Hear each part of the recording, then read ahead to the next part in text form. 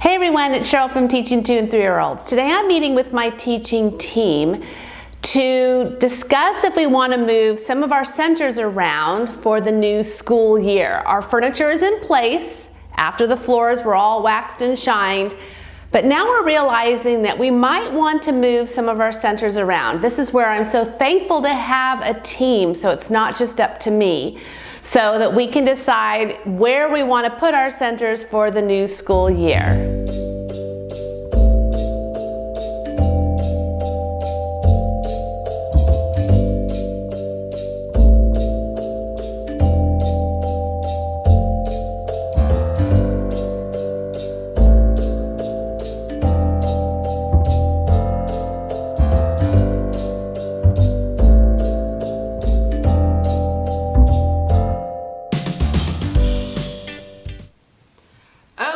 So after many hours of moving things around over and over again, we finally think we have a plan in place.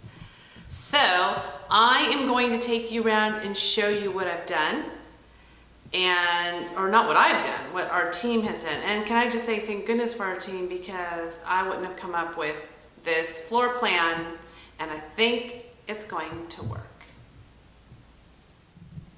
So when you first walk in, you see our reading area, and this is a brand new spot. We've never had it over here before. Most recently it's been the science area, and it just didn't work over there. So now we have the reading corner, quiet corner, and then we have our family wall, and so we will attach the children's family pictures to that. So that's when you first walk in.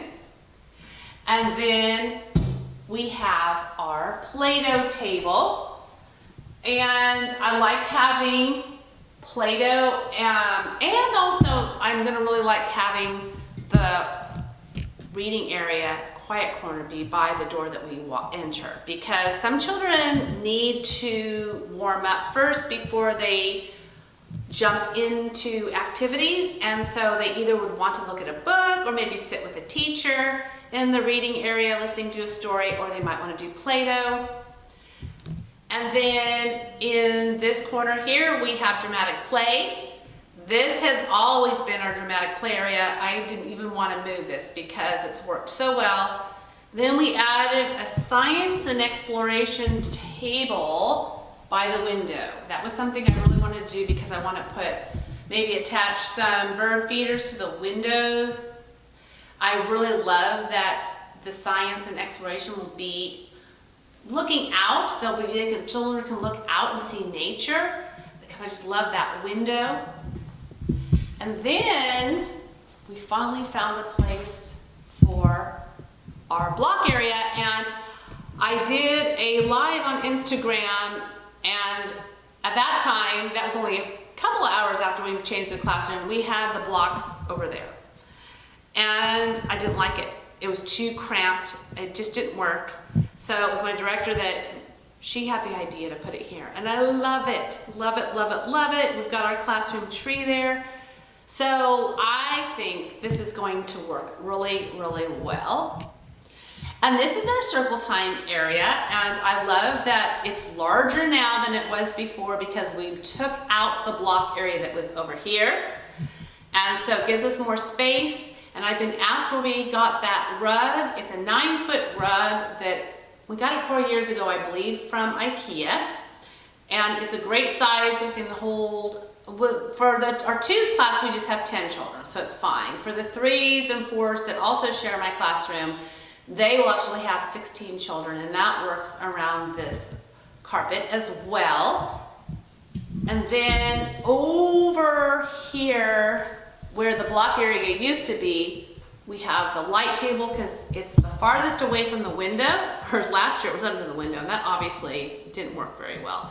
We just need to get an electrical outlet put in because there's not one, of course, on that wall. So that's something we need to get going. And then over here, this is like our art and our table activity area. So we actually now have the two tables kind of side by side because they also double as snack tables. So that works well there.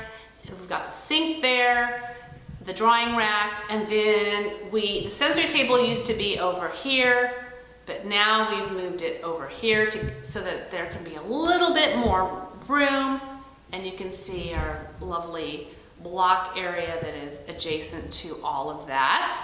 And then when I come around here, this is where we have our writing table, and we are trying something new. We're putting our easel down at the end over there, and then we're going to maybe put a magnetic board, a whiteboard on this wall here, and we hope to put maybe some floating shelves over on this wall as well.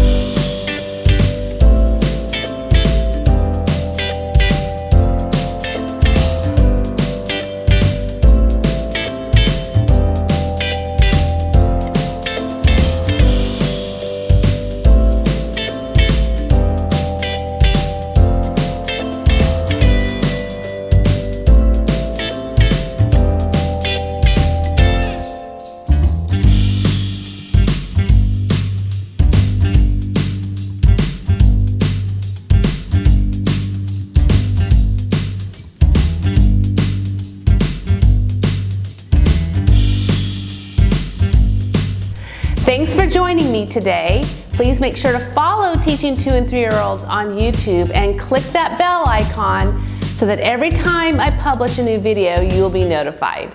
Thanks for watching.